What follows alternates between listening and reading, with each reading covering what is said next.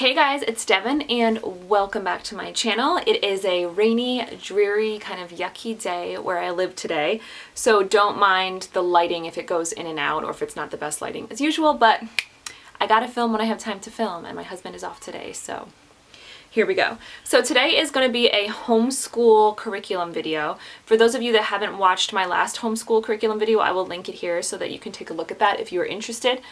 Today we're going to be talking about what I've been thinking about the curriculum, if I would recommend it to anybody, repurchase it, etc. So first and foremost, Life of Fred. We finished Life of Fred, the Apples book, which is the first Life of Fred math curriculum book. I have mixed emotions about this curriculum. I liked it because Cullen liked it. He looks forward to this part of the school day.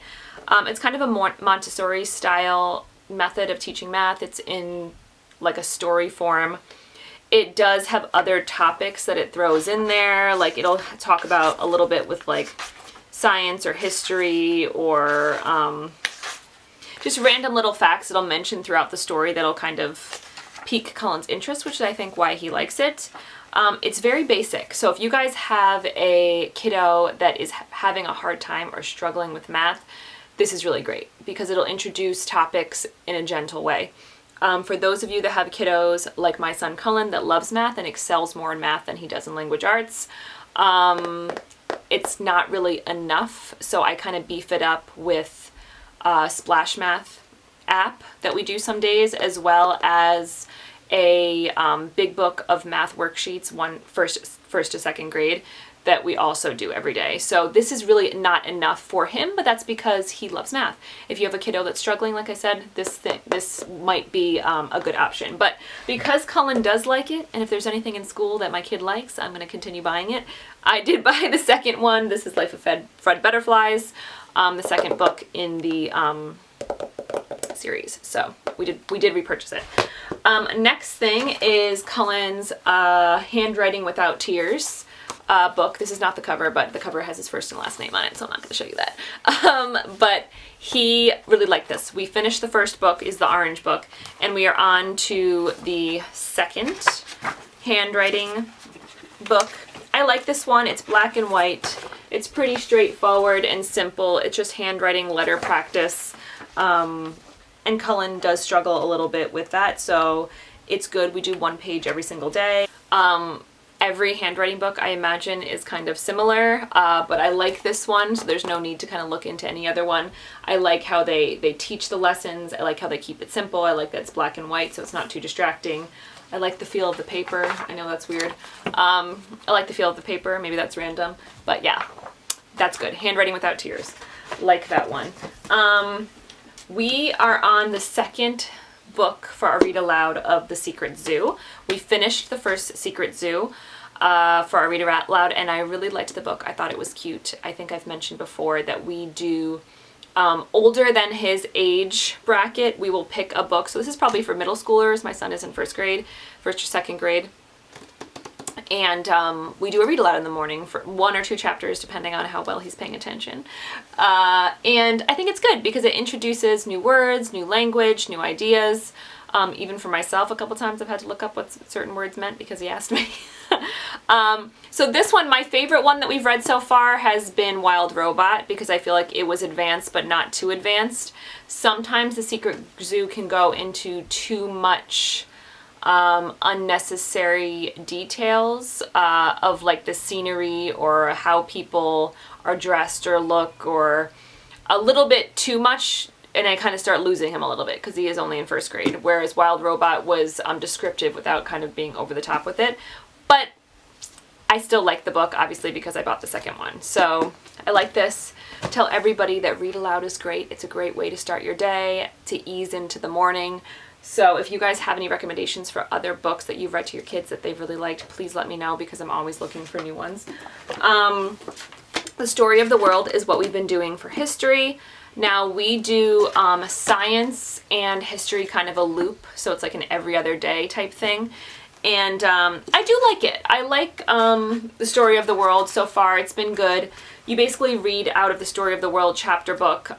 It discusses like a topic or an era or something, and then in here this is the student handbook, so it gives the pages or the maps that the kids can work on, and then will explain to me what I should be doing with them.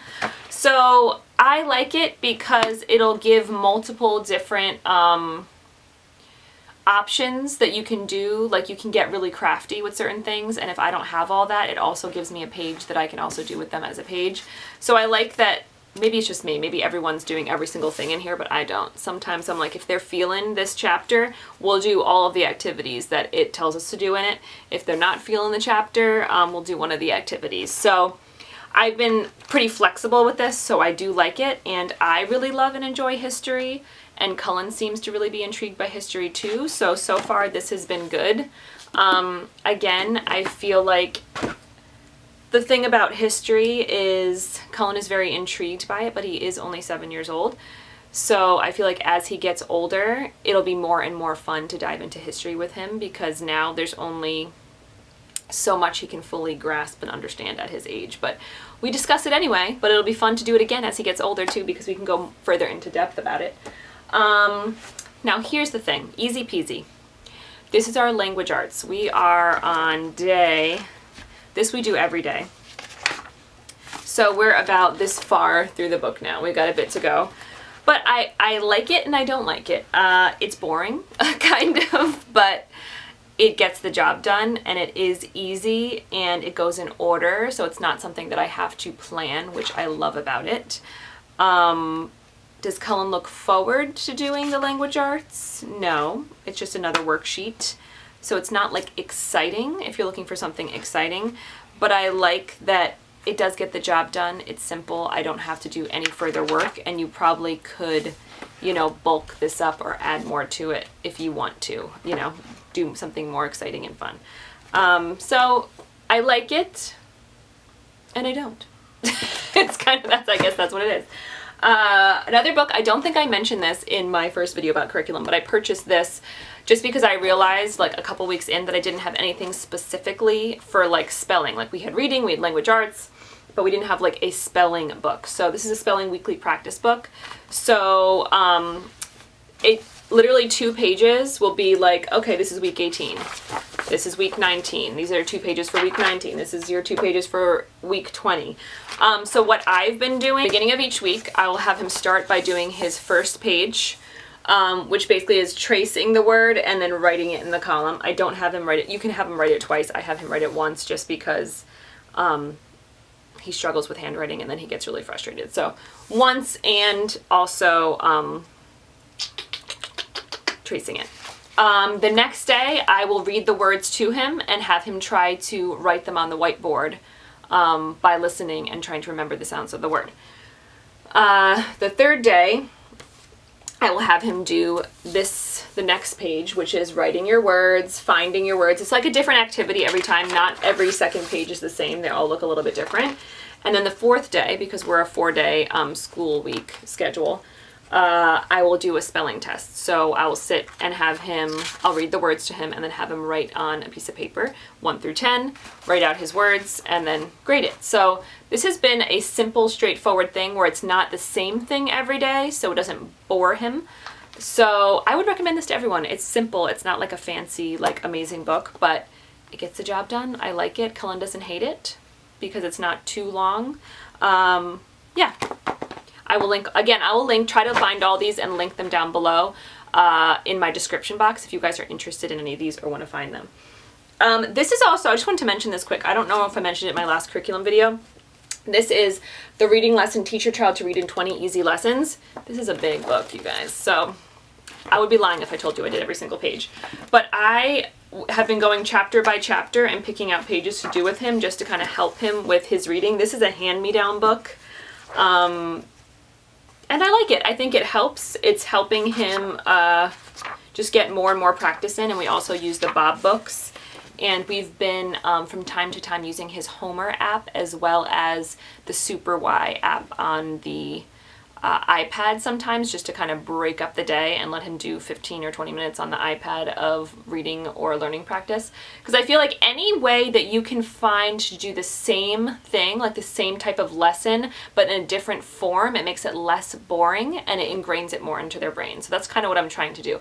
Do a little something on the app, maybe the next day do the Bob's book, the next day doing this. We're kind of just putting a little bit of everything in there. So that's how we've been doing most of our subjects. We've been using our The Magic and Mystery of Trees book from DC Books to kind of dive into trees, but I found one of my endangered species book from the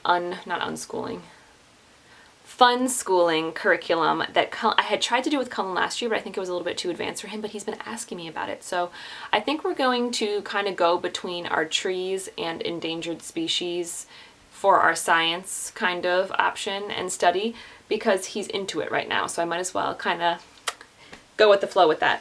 So that's what we've been doing so far. That's been what's been working for us. If you guys would like to know more about our homeschool schedule and what we're doing every day and how I'm kind of putting it together, let me know in the comment section below. How are you guys doing? How's your homeschool doing, or your virtual homeschool, or your hybrid school, or your public school? How are you guys doing? Thank you guys for watching. Check us out on Instagram at @DrakesNest, and I will see you guys next time. Bye guys.